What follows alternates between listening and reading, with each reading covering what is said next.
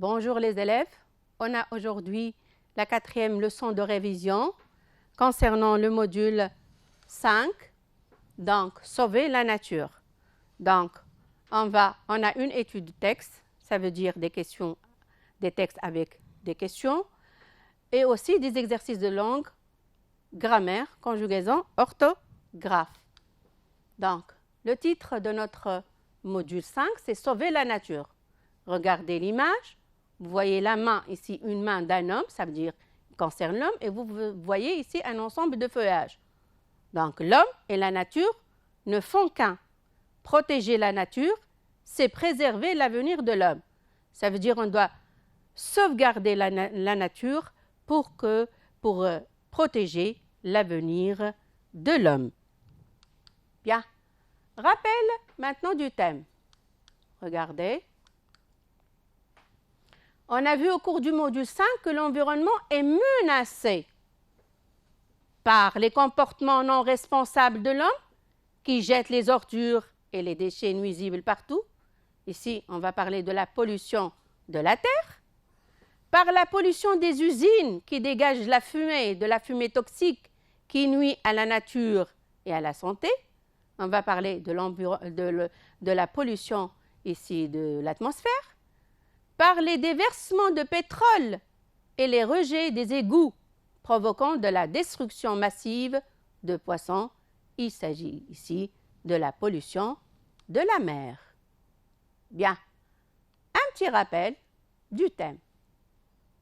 Nous rêvons tous de vivre dans un environnement propre et indispensable pour la bonne santé. Regardez, notre texte d'aujourd'hui porte sur le même thème. Il va nous aider à nous rappeler du lexique étudié et des idées développées au cours du module 5. Regardez l'image. Des enfants comme vous. Les enfants sont connus par leur grand amour à la nature. Donc, dans la deuxième image, il est en train d'arroser une fleur. Que veut dire tout ça? Que nous rêvons de vivre dans un milieu sain et propre. On a ici, pour l'examen, pour la feuille de l'examen, mes chers élèves, vous avez le texte. On va parler dans notre texte d'une marée noire qui s'est produite dans la région de la Bretagne. Voilà la carte de la France. Ce qui est en rouge, c'est la Bretagne. C'est une région située à l'extrême ouest de la France. Cette région s'ouvre sur la Manche et sur l'Atlantique. C'est pour ça qu'on dit que c'est une région côtière, comme chez nous, Bizerte, Sousse, Monastir, Nabeul. Par contre, Djerba est une île, c'est une terre entourée de 4 côtés par la mer. Aussi, les îles de Kerkena, on a aussi d'autres îles comme Zembra et Zimbrata. Donc, vous avez ici des questions de compréhension. Aussi, vous avez des exercices de langue, de conjugaison et finalement, vous avez la production écrite. On va commencer maintenant l'exploitation de notre texte « Une marée noire ». Regardez, laquelle de ces images représente la marée noire d'après vous?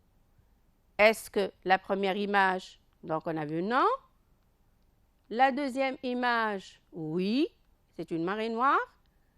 Et la troisième image, c'est une marée basse. Donc, voilà la question, la première question. Barre ce qui est faux. La catastrophe s'est produite dans la forêt, dans la mer ou dans une usine. On va lire ensemble le texte. La marée noire. Au large de la Bretagne, l'une des belles côtes de France, le pétrolier Erika vient de se briser en deux. Sa cargaison de fioul commence à se déverser dans l'océan qui est menacé par une marée noire. 20 000 tonnes de fioul touchent 4 km de côte. Des dizaines d'oiseaux mazoutés sont morts à cause de la catastrophe. D'autres sont ramassés dans un lamentable état. Alain court à grande vitesse vers la plage pour voir le désastre. Il devient triste à la vue de l'épaisse couche de goudron. Tout à coup, le petit garçon aperçoit un petit corps noir battant maladroitement ses ailes. L'enfant s'approche doucement, mais l'oiseau a peur et s'éloigne vers les dunes de sable. Le malheureux animal trébuche et tombe, la tête en avant à cause du fioul qui recouvre son corps. L'animal essaie de se redresser, mais en vain. Enfin, le garçon attrape l'oiseau. C'est un guillemot. Il est épuisé, il a froid, il a faim. Alain l'emmène à la clinique des oiseaux. Là, il est nommé, soigné, démazouté, nourri et gardé à chaud pendant quelques jours, d'après le journal des enfants. Donc, vous avez le titre. La marée noire, au large de la Bretagne, l'une des belles côtes de France, le pétrolier Erika vient de se briser en deux. Le pétrolier ici, c'est un grand bateau qui transporte le pétrole. Son nom ici, c'est Erika, vient de se casser, de se briser en deux. Sa cargaison de fioul commence à se déverser dans l'océan qui est menacé par une marée noire. La cargaison ici, les marchandises transportées par ce bateau-là, commencent à couler ici dans l'océan, qui est menacé par une marée noire. La marée noire, c'est une nappe ici de mazout, couvre la surface ici de la mer. 20 000 tonnes de fioul touchent 4 km de côte. Qu'est-ce qu'on va souligner, les enfants? Regardez le lexique approprié à la mer. Donc, vous avez le mot large, vous avez le mot côte, océan, et vous avez aussi marée. Très bien. Je reviens à la question. La catastrophe s'est produite dans la forêt? Non. Dans la mer? Oui. Dans une usine? Non. Voilà la bonne réponse. La catastrophe s'est produite dans la mer. Question 2. Relève les détails qui montrent que l'oiseau souffre. On va chercher dans le texte les détails qui montrent que l'oiseau souffre. Donc, on va lire encore une fois le texte et on va chercher la réponse ensemble. Voilà. Lisez bien le texte. Voilà la totalité du... Oui. Donc, voilà la bonne réponse. Un petit corps noir battant maladroitement ses ailes. Le malheureux animal trébuche et tombe, la tête en avant à cause du fioul qui recouvre son corps. L'animal essaie de se redresser, mais en vain. C'est un guillemot, il est épuisé, il a froid, il a faim. Guillemot ici, mes chers élèves, c'est un oiseau des mers. Il vient en janvier dans les falaises de la Bretagne pour faire son nid et aussi il pond seulement un seul œuf. Très bien, donc on a 1, 2, 3 détails. Donc, on va corriger maintenant ensemble. Les détails qui montrent que l'oiseau souffre, vous avez un petit corps noir battant maladroitement ses ailes, le malheureux animal trébuche et tombe, la tête en avant à cause du fioul qui recouvre son corps. L'animal essaie de se redresser, mais en vain. C'est un guillemot, il est épuisé, il a froid, il a faim. Je répète ici, vous avez les mots maladroitement, ça veut dire qu'il ne sait plus battre les ailes. Il est malheureux, il trébuche, il essaie de marcher, mais malheureusement, il tombe. Il est aussi épuisé, très fatigué, il a froid et aussi il a envie de manger. Passons au vocabulaire, mes chers élèves. Dans les synonymes des mots soulignés, l'oiseau est épuisé, il trébuche. Deuxième phrase, la situation est lamentable. Allez, on va chercher. L'oiseau est fatigué, je peux dire abattu. Il perd l'équilibre, je peux dire aussi il boite. La situation est lamentable, ça veut dire la situation est catastrophique. La situation aussi dramatique. Ainsi de suite, vous avez le corpus chez vous dans votre carnet de mots. Vous pouvez le revoir. Très bien. Donc, on a aussi catastrophique ou désastreuse. Bien. Pour les synonymes, mes chers élèves, vous savez qu'un synonyme d'un mot est un autre mot qui a le même sens ou un sens voisin. Exemple, on peut dire bateau, navire, voilier, pétrolier, ainsi de suite.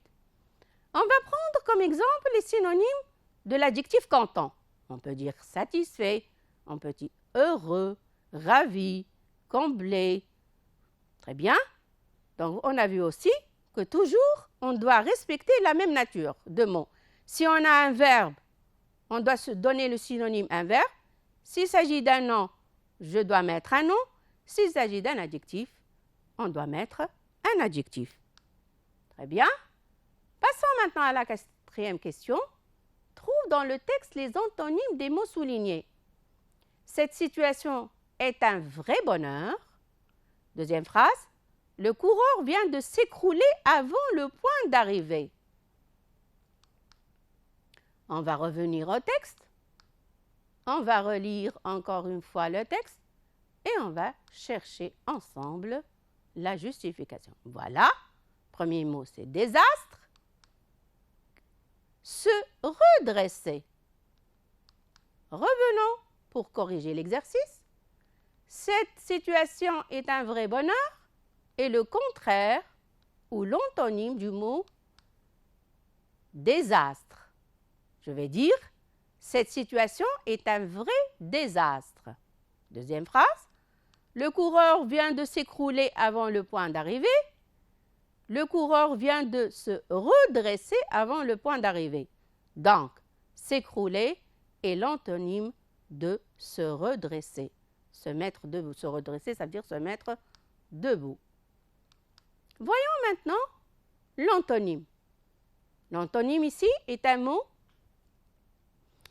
autre mot de sens contraire. Pour trouver un antonyme d'un mot, on peut souvent lui ajouter un préfixe. Par exemple, mal, un, des, je peux ajouter aussi des, ainsi de suite. Par exemple, heureux, malheureux, connu, inconnu, gonflé, dégonflé. Vous avez ici dans le tableau des antonymes d'adjectifs. Beau est le contraire de laid, riche est le contraire de pauvre, poli est le contraire d'impoli, heureux, le contraire de malheureux, croissant est le contraire de croissant. Passons à la quatrième question. L'oiseau est bien sauvé. Qui a contribué à ce sauvetage? Donc, si l'oiseau a été bien sauvé, qui a contribué à ce sauvetage? Relève les détails qui justifient ta réponse du texte. Relisons encore une fois le texte. Voilà, on relit. Oui, puisque vous avez, mes chers élèves, lu plusieurs fois le texte, je suis sûre que vous avez trouvé la bonne réponse. L'enfant s'approche doucement. Enfin, le garçon attrape l'oiseau. Alain l'emmène à la clinique des oiseaux. Là, il est nommé, soigné, démazouté, nourri et gardé à chaud pendant quelques jours. Donc, on a la première phrase, 1, 2 et 3. Alain et les vétérinaires de la clinique des oiseaux ont contribué au sauvetage de l'oiseau. Ça veut dire Alain a sauvé et aussi les vétérinaires. Vous savez, le mot vétérinaire n'existe pas dans le texte, mais vous savez très bien, mes chers élèves, que les animaux ou les oiseaux sont soignés par les vétérinaires. Très bien. L'enfant s'approche doucement. Enfin, le garçon attrape l'oiseau. Alain l'emmène à la clinique des oiseaux.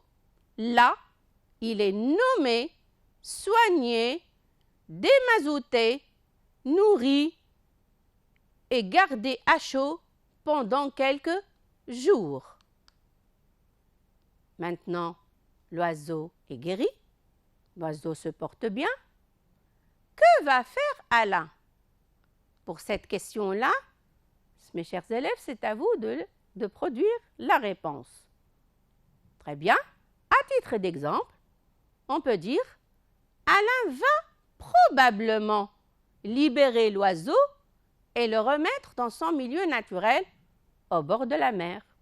Ici, il a libéré l'oiseau, il va s'envoler haut dans le ciel pour revenir dans son milieu naturel. Ou je peux dire aussi, Alain va peut-être garder l'oiseau chez lui. Il va lui faire une cage et il va le garder chez lui. Passons maintenant à la grammaire. Donc, la consigne, souligne l'adjectif épithète et encadre l'adjectif attribut dans les phrases suivantes. Très bien.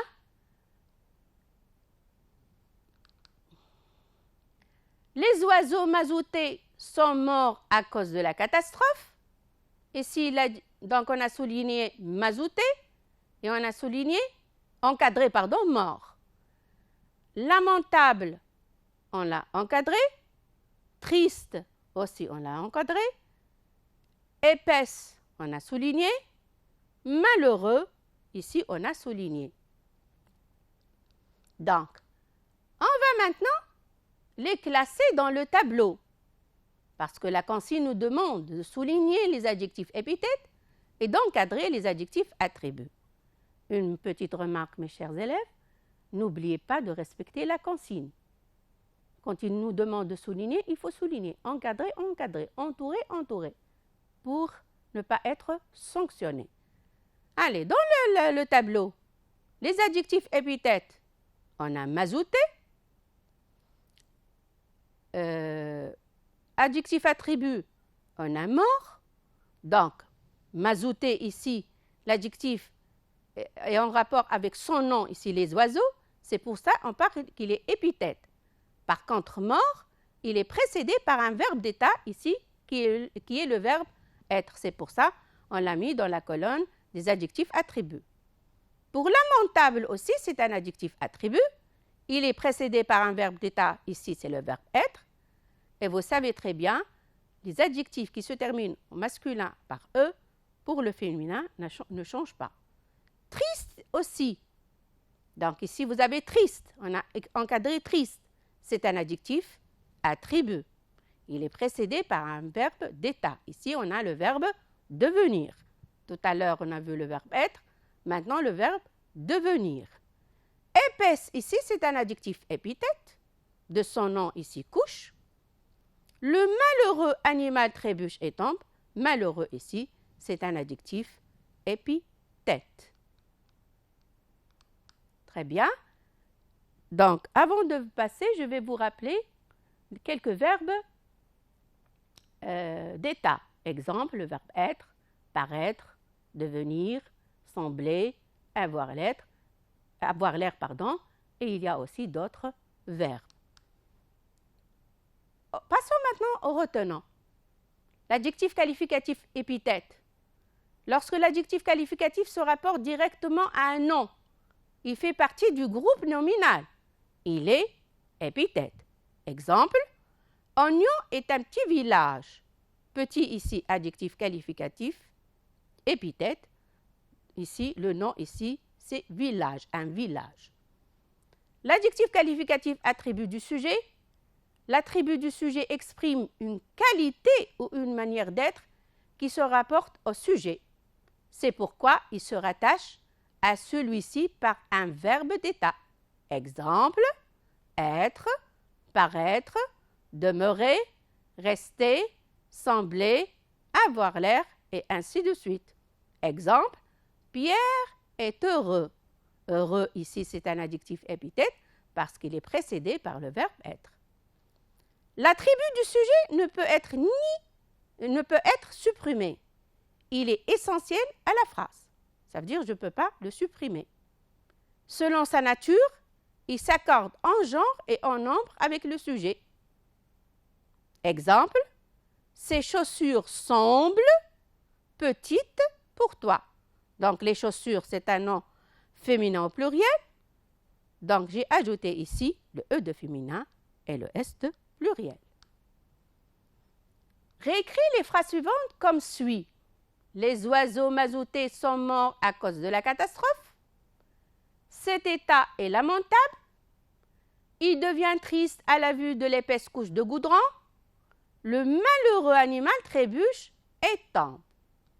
On va changer le mot oiseau par les colombes. Les colombes, ici, ce sont des espèces d'oiseaux voisins des pigeons. Donc, qu'est-ce qu'on va écrire? Mazouté. Je vais ajouter le E de féminin et le S de pluriel. Sont mortes. J'ajoute le E de féminin et le S de pluriel. La phrase 2. Donc, on a déjà souligné les adjectifs mazouté et mort. Cet état est lamentable. Cette situation lamentable. Vous voyez que ça ne change pas parce que l'adjectif au féminin, quand il se termine par E, pour le nom masculin aussi, il se termine par E. Ça veut dire qu'il n'y a pas de changement. Il devient triste à la vue de l'épaisse couche de goudron. Elles deviennent tristes. Triste prend un S à la vue des épaisses couches. J'ajoute le S de pluriel à l'adjectif épaisse et aussi à son nom, ici couche. Le malheureux animal trébuche et tombe. Les malheureuses bêtes. On dit une bête. Donc, les bêtes, c'est un nom féminin pluriel. Donc, on va dire malheureuse. J'ajoute ici, je change le X en S, j'ajoute le E de féminin et le S de pluriel. Donc ici, malheureux, c'est l'adjectif demandé. On fait maintenant un petit rappel sur l'accord de l'adjectif. Donc on a des adjectifs masculins singuliers et d'autres féminins singuliers, pluriel et aussi masculin pluriel et aussi féminin pluriel. Donc on dit un chat noir, une chatte noire. Ici, on ajoute un E pour l'adjectif.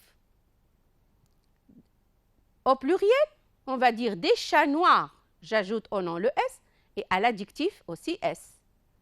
De beaux quads, j'ajoute le X et à quad, je vais ajouter un S de pluriel. On dit aussi au féminin pluriel des chattes, j'ajoute le S de pluriel, noires. Donc, j'ajoute le E de féminin et le S de pluriel. De petites filles, fille ici prend un S. L'adjectif ici prend un S et fille aussi prend un S. Passons à la troisième question. Transforme les phrases suivantes à la forme négative. Le pétrolier dégage encore du mazout dans les océans. Phrase 2. Les oiseaux marins volent toujours sur les mers polluées. Troisième phrase. Il y a quelqu'un qui vient en aide à ce pauvre petit oiseau. Revenons à la première phrase. Donc, le pétrolier dégage encore. Vous avez le mot encore. À la forme négative, on va dire le pétrolier ne dégage plus du mazout dans les océans. Vous voyez la négation ici, ne plus. Elle encadre le verbe. Donc, si on a encore à la forme affirmative, à la forme négative, on va mettre ne plus. Deuxième phrase. Les oiseaux marins volent toujours sur les mers. Vous avez ici toujours. À la forme négative, on va dire les oiseaux marins ne volent jamais sur les mers polluées. Donc, la négation ici avec ne jamais. Ne jamais ici encadre le verbe et je dis bien le verbe au temps simple. La troisième phrase, il y a quelqu'un qui vient en aide à ce pauvre petit oiseau. Donc, quelqu'un. Ici, à la négation, on va dire il n'y a personne qui vient en aide à ce pauvre petit oiseau. Donc, on a ne personne. La même chose ici, elle encadre le verbe dans les temps simples.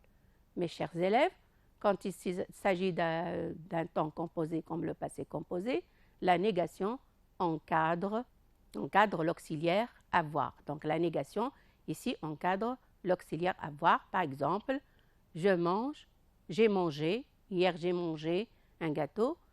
Donc, hier je n'ai pas mangé de gâteau. La dernière phrase. Donc, il y a quelqu'un qui vient en aide à ce pauvre petit oiseau. Je vais dire, il n'y a personne qui vient en aide à ce pauvre petit oiseau. Donc, quelqu'un, à la forme négative, on va dire ne personne. Donc, on a déjà parlé de ça. Encore ne plus, toujours ne jamais et quelqu'un, ne personne. Très bien. Je passe un petit rappel. Forme de phrase. On a la forme négative et la forme affirmative. On a ne pas, ne plus, encore, ne rien, tout, ne jamais, toujours, ne guère, beaucoup, ne personne, quelqu'un, ne aucun, tous, ni, on a et. Très bien. Révisons maintenant la conjugaison. La première, consigne. Transforme la phrase suivante au passé composé. Alain prend le petit oiseau dans ses mains et le met dans une cage. On va souligner les verbes. Donc, on a prend, c'est le verbe prendre à l'infinitif, et met, c'est le verbe mettre. Donc, ces deux verbes-là appartiennent au troisième groupe. Ce sont des verbes irréguliers. Donc, on va les conjuguer maintenant au passé composé. Donc, on a ici dans les schémas le verbe prendre et les autres verbes du même type. Prendre, comme comprendre, apprendre, entreprendre, surprendre. Vous voyez très bien et vous savez très bien que ces verbes-là se conjuguent comme le verbe prendre, mais aussi vous savez très bien qu'ils ont des sens différents. Deuxième verbe, mettre, soumettre, admettre, remettre, permettre. Vous voyez, ils forment ici des verbes de même type. Si je supprime le re dans remettre, je vais trouver le verbe mettre. Donc, ces verbes-là se conjuguent de la même façon. On va dire maintenant, Alain a pris le petit oiseau dans ses mains et l'a mis dans une cage. Prendre au passé composé, a pris. Mettre, a mis. Voilà un petit rappel. Le verbe prendre au passé composé, je vais dire j'ai pris, tu as pris, il a pris, elle a pris. On a pris aussi, nous avons pris, vous avez pris, ils, elles ont pris. Vous remarquez que le verbe prendre se conjugue avec l'auxiliaire avoir. Le participe passé ici, vous voyez qu'il ne change pas. Bien, je passe maintenant au deuxième verbe, c'est le verbe mettre. Je vais dire j'ai mis, tu as mis, ils, elles ont a mis, nous avons mis, vous avez mis, il avec S, elle avec S, ont mis. La même chose, le verbe mettre aussi se conjugue avec l'auxiliaire avoir. C'est pour ça le participe passé ne change pas. Il n'y a pas d'accord. Très bien. Question 2. Réécris maintenant la phrase en commençant ainsi. Alain prend le petit oiseau dans ses mains et le met dans une cage. Donc, dans 2 jours, mon frère et moi. Dans 2 jours indique le futur. Mon frère et moi, c'est, je peux le remplacer par nous. Qu'est-ce qu'on va dire? D'abord, on va souligner le verbe prendre. Ici, prend, c'est le verbe prendre. Et mettre aussi, c'est, voilà, prendre et aussi mettre. Ce sont des verbes aussi de troisième groupe. Qu'est-ce qu'on va dire maintenant? Très bien, il faut faire attention. Dans 2 jours, mon frère et moi prendrons le petit oiseau dans nos mains et le mettrons dans une cage. Donc, il faut faire attention aussi au déterminant. C'est, elle devient nos. Très bien. Troisième question. Réécris cette phrase au futur en commençant ainsi. Les sauveurs finissent leur travail avant la nuit. Donc, le verbe, c'est finissent. À l'infinitif, c'est le verbe finir. L'heure aussi, c'est un déterminant possessif. Et on va voir comment on va l'écrire. Tu finiras ton travail avant la nuit. Avec la deuxième personne du singulier, on va dire finira. Très bien.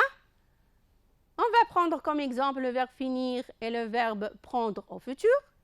Pour le verbe finir, qui est un verbe de deuxième groupe, je mets le verbe à l'infinitif et j'ajoute la terminaison du futur. Et je vais dire je finirai, tu finiras, il, elle, on finira, nous finirons, vous finirez et il avec S et elle avec S finiront. Donc, vous savez très bien que les verbes de premier et de deuxième groupe, ce sont des verbes réguliers. On va appliquer la règle ici. Je mets le verbe à l'infinitif et j'ajoute la terminaison du futur. Passons au verbe prendre. Prendre, c'est un verbe de troisième groupe. C'est un verbe irrégulier. Donc, ici, on va prendre le radical du verbe et on ajoute la terminaison du futur. Je vais dire, je prendrai, tu prendras, il prendra, nous prendrons, vous prendrez et ils prendront. Merci mes chers élèves, merci de votre attention et bonne chance pour l'examen.